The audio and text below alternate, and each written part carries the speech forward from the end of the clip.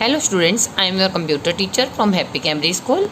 Today my topic is about lesson 5 Excel as database. तो बेटा Excel as database MS Excel के अंदर ही आप इसे करेंगे। मैं आपको इससे पहले वाले लेसन में Excel के बारे में बता चुकी हूँ कि Excel को ओपन कैसे करना है। हमारे पहले वाले चैप्टर में से फॉर्मूलों में वर्क करना, कैसे हम ऐड करेंगे, सब्ट्रैक्शन करेंगे, मिन मैक्स एवरेज, सब कुछ मैंने आपको सिखा दिया था। तो इस चैप्टर में हम डाटाबेस के बारे में पढ़ेंगे। एक्सेल के अंदर डाटाबेस क्या होता है इसके बारे में हम पढ़ेंगे। सबसे पहले मैं आपको फिर से बताती हूँ कि हम एक्सेल को ओपन कैसे करेंगे। क्लिक ऑन स्टार्ट बटन, ये देखिए ये स्टार्ट बटन है। Then click all program and click on Microsoft Office. Microsoft Office को सर्च कर लेंगे आप यहाँ से।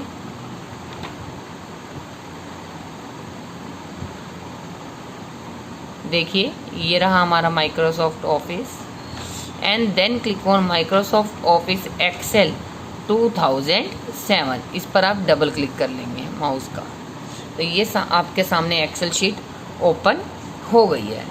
इस चैप्टर में, in this chapter you will be able to learn about Excel as database.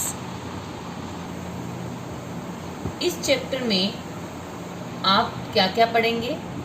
About Excel as database. Excel को database के रूप में, इट्स मीनिंग, इसका मतलब creating a database in Excel, Excel में डाटाबेस को क्रिएट करना, adding form button to the quick access tool bar, adding records in database table, records को ऐड करना डाटाबेस टेबल के अंदर, how to find records in a table, table में आप records को फाइंड कैसे करोगे, how to use search criteria to find table records, sorting data, filtering records in an Excel 2007 table with auto filter using advanced filters in Excel 2007। तो आप इन सब के बारे में इस चैप्टर में पढ़ेंगे। ओके, अब मैं सबसे पहले आपको बताऊंगी what is database table. Database table क्या होती है ये मैं आपको बताऊंगी। देखिए मैंने आपके सामने एक टेबल क्रिएट कर रखी है जिसके अंदर मैंने रिकॉर्ड मेंशन किया, roll number, name, subjects, total, percentage, ये सब मैंने आपके सामने एक टेबल तैयार की है। तो आपकी बुक में कह रहा है इन डाटाबेस टर्म में a record maintains all the information और data about one specific object that has been fed into the database.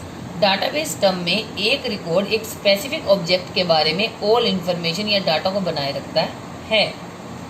Okay, तो अब देखिए इसमें जो रोल नंबर है, नेम है, सब्जेक्ट के नाम है, English, Hindi, maths, total, percentage, ये सब एक फील्ड है, इसको फील्ड नेम कहा जाता है।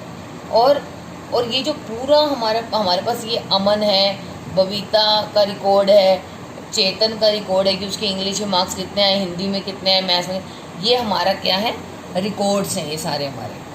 ठीक है, तो अब collection of records is called database table. अब देखिए इसमें अमन का रिकॉर्ड है, बबीता का रिकॉर्ड है, चेतन का है, दक्ष का है, फरहान का है, गगन का है। इन सब के रिकॉर्ड के कलेक्शन को डाटाबेस टेबल कहा जाता है। तो यहाँ तक आपको समझ में आ गया होगा कि डाटाबेस टेबल किसे कहा जाता है। टोटल करना मैंने आपको सिखाया था, आप टोटल कैसे करेंगे, equal to SUM, sum, bracket, कहाँ से कहाँ तक का टोटल करना है, C2, उसके बाद रेशियो का सिंबल लगवाया था, एंड देन कहाँ तक का टोटल करना है आपको, इक्वल टू सम C2 से लेकर के हमें यहाँ तक का टोटल चाहिए। ओके, देन ब्रैकेट को क्लोज कर देंगे हम और एंटर कर दोगे तो आपका टोटल आ गया। इसी तरह से हम सभी का टोटल फाइंड कर लेंगे। मैंने आपको बताया था कि यहाँ पर माउस को ड्रैग करना है आपको, जैसे कि ये कॉलम है, यहाँ पर इसको सिलेक्ट करके इसको ड्रैग करेंगे तो एक बार हमें फॉर्मूला अप्लाई करना है, उसके बाद बाकी जो डाटा है हमारा उसको अपने आप ही आ जाएगा। नेक्स्ट आता है परसेंटेज। परसेंटेज कैसे फाइंड करेंगे हम, मैंने आपको बताया था कि एक्सेल में एवरी फॉर्मूला इक्वल टू के सिंबल से स्टार्ट होता है। इक्वल टू टोटल, टोटल हमारा ये है, ठीक है, जैसे कि आप मैथमेटिक्स में करते हो। अब आपको देखना है, परसेंटेज फाइंड करने का फॉर्मूला होता है कि जितने मार्क्स आपने स्कोर किए हैं अपॉन में टोटल इनटू में 100। मैथमेटिक्स में भी आप ये फॉर्मूला यूज़ करते हैं। तो अब देखिए टोटल अपॉन में जो हमें मतलब टोटल लगाना है, अपॉन का साइन ये होता है, डिवाइड का साइन हमारे कंप्यूटर में। उसके बाद टोटल कितने, 100 मार्क्स का ये पेपर है, 100 का ये, 100 का ये, तो 3 सब्जेक्ट से 100 मार्क्स की, अपॉन में क्या आ जाएगा हमारा 300, सॉरी अपॉन में 300, क्योंकि 3 सब्जेक्ट है। मल्टीप्लाई का सिंबल ये होता है, जैसे कि मैंने आपको बता रखा है, इनटू में 100। देन हम एंटर कर देंगे तो हमारी परसेंटेज फाइंड हो जाएगी, फाइंड हो गई है, ठीक है। अब हम फॉर्मूला पुट करने के बाद एंटर को प्रेस कर दिए तो हमारी परसेंटेज फाइंड हो गई है, ठीक है।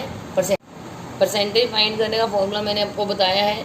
आपने जितने मार्क्स स्कोर किए हैं वो अपॉन में टोटल, तीनों सब्जेक्ट्स का टोटल 300 है, इनटू में 100।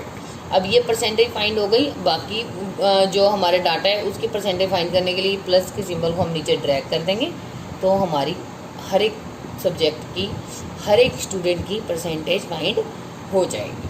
तो आज के लिए बेटा इतना ही। आपको इसकी प्रैक्टिकल करके देखना है और आपको लाइव क्लास ज्वाइन करनी है। लाइव क्लास में आपको अच्छे से समझ में आएगा। Thank you.